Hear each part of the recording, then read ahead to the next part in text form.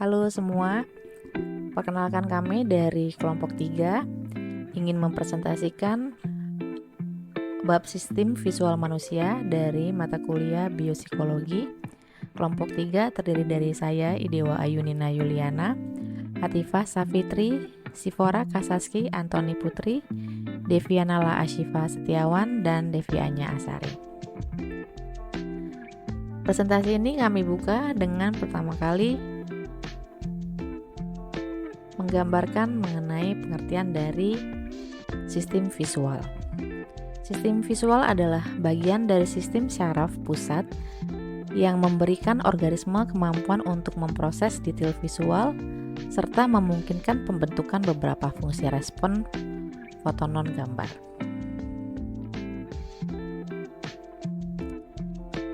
Kemudian, sistem visual manusia juga memiliki stimulus utama yaitu berupa cahaya yang seringkali didefinisikan sebagai gelombang energi elektromagnetik dengan panjang gelombang berkisar antara 380 sampai 670 nanometer yang dapat diterima oleh sistem visual manusia.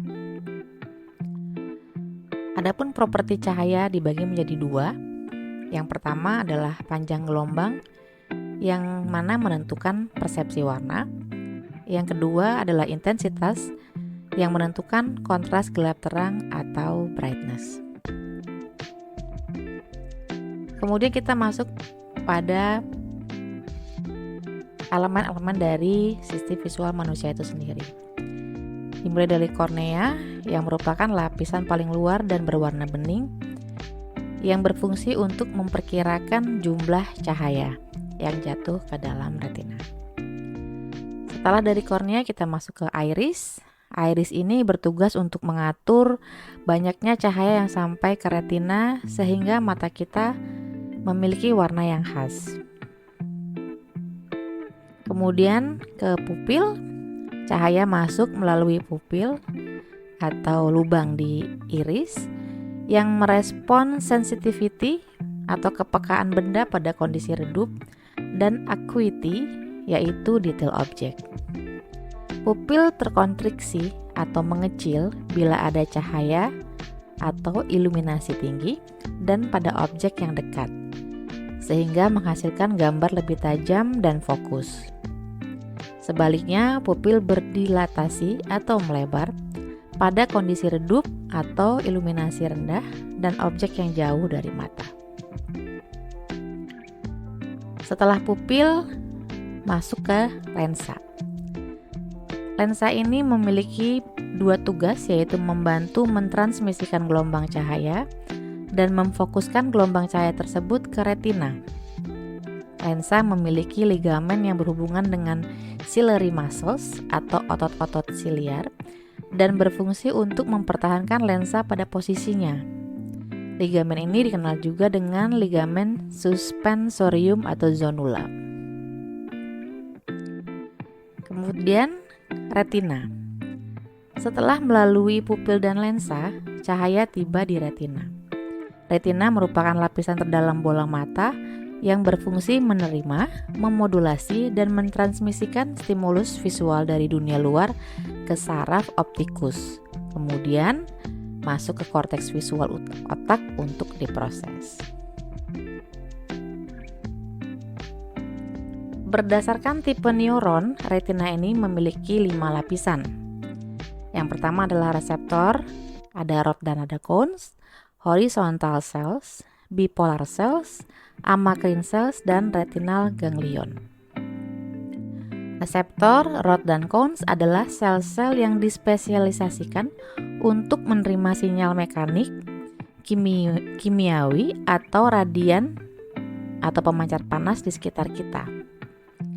Horizontal dan amacrine cells terspesialisasi untuk komunikasi lateral, yaitu seluruh saluran input utama input sensorik. Kemudian bipolar cell adalah sel-sel yang berada di bagian tengah retina. Dan terakhir adalah retinal ganglion, adalah lapisan neuron dalam retina dengan serabut saraf yang bertolak pada bola mata. Selanjutnya kita akan berbicara mengenai retina bersifat terbalik. Jadi cahaya sampai di reseptor setelah melewati 4 lapisan. Kemudian reseptor diaktifkan, maka pesan neural ditranslasikan balik melalui lapisan-lapisan retinal ke sel-sel ganglion retinal. Nah, ini menimbulkan dua masalah visual. Yang pertama, distorsi cahaya sebelum sampai ke reseptor, dan kedua, perlu celah pada reseptor yang dikenal juga dengan blind spot. Oke, kita bahas satu-satu. Distorsi cahaya sebelum sampai ke reseptor memiliki solusi fovea. Fovea ini adalah sebuah indensasi di tengah retina yang terspesialisasikan untuk penglihatan akuitas tinggi. Jadi detail-detail halus. Tipisnya lapisan sel ganglion di fovea ini membuat distorsi cahaya yang masuk ini menjadi lebih diminimalisir. Untuk masalah kedua, ini membutuhkan solusi yang lebih kreatif, yaitu blind spot adalah celah di lapisan reseptor tempat keluarnya bandel akson-akson sel ganglion retinal dari mata. Area ini tidak mendapatkan cahaya, sehingga tidak ada informasi yang bisa diproses dan tidak ada objek yang bisa dilihat.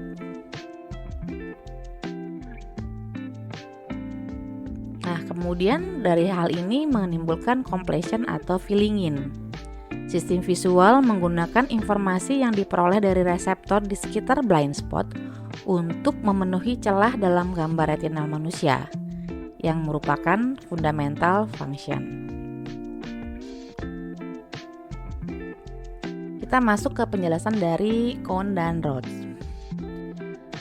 Kohn dan Roth ini menimbulkan duplexity teori yang mengatakan bahwa Kohn dan Roth ini memediasi jenis-jenis penglihatan yang berbeda. Menarik ya.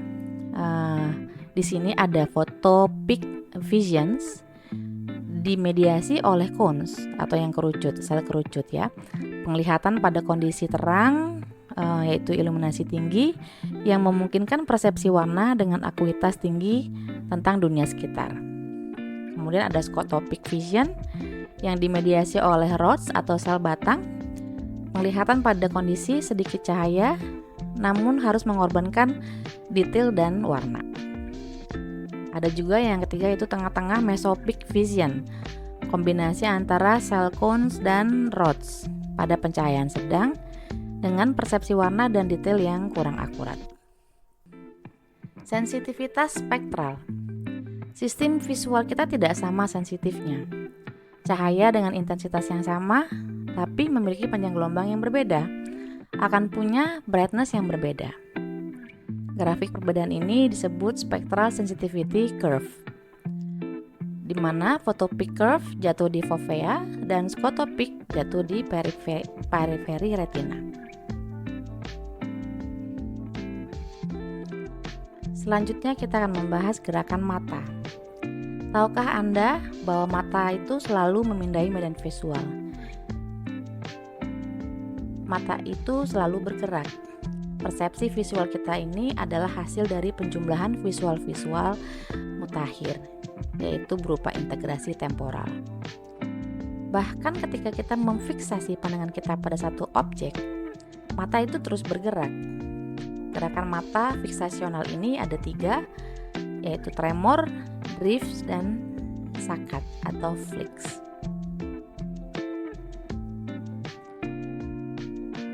Transduksi visual adalah konversi cahaya menjadi sinyal-sinyal neural oleh reseptor-reseptor visual. Konversi cahaya menjadi sinyal-sinyal neuron pada mata terjadi terutama pada bagian reseptor rods. Sekarang kita masuk kepada proses retina ke korteks visual, yang merupakan jalur utama retina menuju ke otak, yaitu jalur retina geniculate striate yang mengonduksi sinyal dari masing-masing retina ke primary visual cortex atau striate cortex melalui lateral geniculate nucleo thalamus, yaitu jalur mata menuju thalamus. Visual cortex primer ada 2 bagian, kiri dan kanan. Terdapat di bagian lobus occipital, yang pada sistem anatomi saraf sudah kita ketahui bersama dikhususkan untuk proses visual.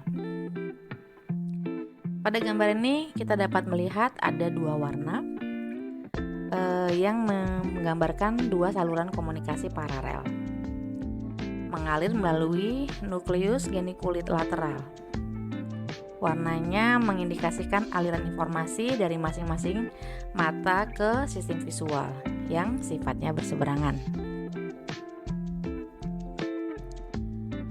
Organisasi retinotopik. Sistem retina geniculate striat bersifat retinotopik. Masing-masing level dalam sistem diorganisasikan sebagai sebuah peta retina.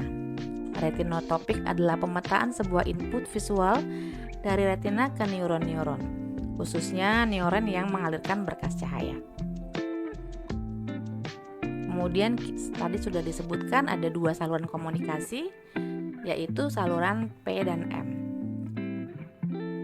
Saluran ini paralel mengalir melalui masing-masing nukleus geniculate lateral. Ada dua, yaitu parvocellular layers atau lapisan P dan magnocellular layers atau lapisan M. Apakah masing-masing jalur komunikasi ini? Parvocellular layers atau P terutama responsif terhadap warna, pola-pola halus, dan objek yang stasioner atau bergerak lambat dengan mayoritas input dari cones atau sel kerucut. Sedangkan magnocellular layers atau M terutama responsif terhadap gerakan dan mayoritas input dari rods atau selular batang. Masuk ke bahasan selanjutnya, yaitu melihat batas. Edge perception. Visual edge sebenarnya tidak ada, merupakan tempat dua daerah yang berbeda dari sebuah gambar visual bertemu satu sama lainnya. Edge merupakan fitur paling informatif dari tampilan visual, sebab menetapkan ukuran dan posisi berbagai objek yang ada. Inhibisi lateral dan peningkatan kontras. Melihat batas ini lebih ditekankan kepada persepsi seseorang dalam melihat tinggi atau tingkat kecerahan atau gelap terang. Mark bands adalah garis brightness dan darkness yang bersebelahan dengan batas-batas yang sebenarnya tidak ada. Menaikkan kontras pada setiap batas akan membuat batasnya lebih mudah dilihat. Kemudian ada sebuah penelitian David Hubble dan Thorsten Wiesel yang menemukan bahwa medan reseptif neuron visual adalah sebuah neuron visual, daerah medan visual yang ada kemungkinannya bagi sebuah stimulus visual untuk mempengaruhi penembakan neuron tersebut.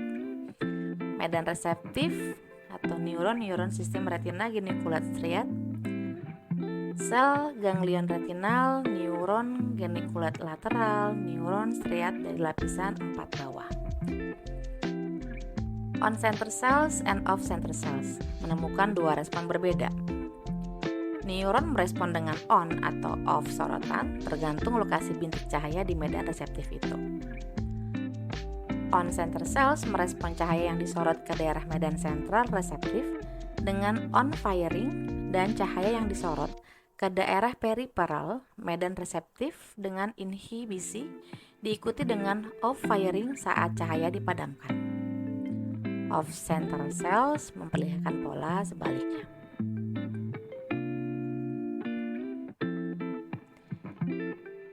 Medan reseptif sel-sel kortikal sederhana. Simple cells atau sel sederhana memiliki medan reseptif yang dapat dibagi menjadi on dan off antagonistik, tidak responsif terhadap cahaya difusi, bersifat monokuler, dan perbedaan utamanya di batas on dan off. Medan reseptif sel-sel kortikal kompleks. Kompleks sel atau sel kompleks jumlahnya lebih banyak dibanding simple cells. Memiliki medan reseptif persegi dan merespon paling baik terhadap stimuli berupa garis lurus dan tidak responsif terhadap cahaya difusif. Nah, perbedaan sel kompleks dengan sel sederhana adalah Sel kompleks memiliki medan reseptif yang lebih besar. Tidak mungkin untuk membagi medan reseptif sel kompleks menjadi daerah on-off statik. Dan sel sederhana semuanya monokuler. Namun, sel kompleks bersifat binokuler, merespons stimulus terhadap salah satu mata. Organisasi kolumner korteks visual primer. Karakteristik medan reseptif neuron korteks visual dapat diatribusikan pada aliran sinyal dari neuron dengan medan reseptif lebih sederhana ke neuron dengan medan reseptif yang lebih kompleks. Dan neuron korteks visual primer mengelompokkan dalam kolom vertikal fungsional. Selanjutnya di bahasan melihat batas, kita akan membahas plastisitas medan reseptif neuron dalam korteks visual. Asumsi implikasinya. Mekanisme pemrosesan visual dapat diidentifikasi oleh studi yang menggunakan stimuli artifisial yang disederhanakan. Properti medan reseptif tiap neuron bersifat statik. Implikasi penting, reaksi terhadap stimuli sederhana tidak dapat memberikan penjelasan lengkap tentang bagaimana sistem visual bekerja. Terlihat bahwa neuron visual bersifat plastis. Plastisitas yang banyak diabaikan ini tampaknya merupakan properti fundamental fungsi korteks visual. Selanjutnya, subchapter melihat warna. Persepsi warna objek bergantung pada panjang gelombang cahaya yang dipantulkan ke dalam warna. Pemrosesan komponen dan oponen. Komponen theory atau teori komponen atau trichromatic theory atau teori trichromatik diusulkan oleh Thomas Young dan disempurnakan oleh Hermann van Helmholtz. Ada 3 macam reseptor atau kerucut warna yang berbeda dengan sensitivitas spektral berbeda, dan warna sebuah stimulus tertentu dikode oleh rasio antara aktivitas ketiga macam reseptor ini. Adapun komponen proses teori diusulkan oleh Ewald Hering. 2 golongan sel berbeda dalam sistem visual untuk mengkode warna dan sebuah golongan kelas lain untuk mengkode brightness. Masing-masing golongan sel mengkode 2 persepsi warna komplementer, yaitu pasangan warna yang menghasilkan warna putih atau abu-abu bila dikombinasikan dengan ukuran yang sama. Komplementari after images, yaitu efek optik di mana setelah melihat suatu warna, mata akan melihat warna yang berlawanan secara subjektif ketika pandangan diubah atau ketika objek yang dipandang dihilangkan.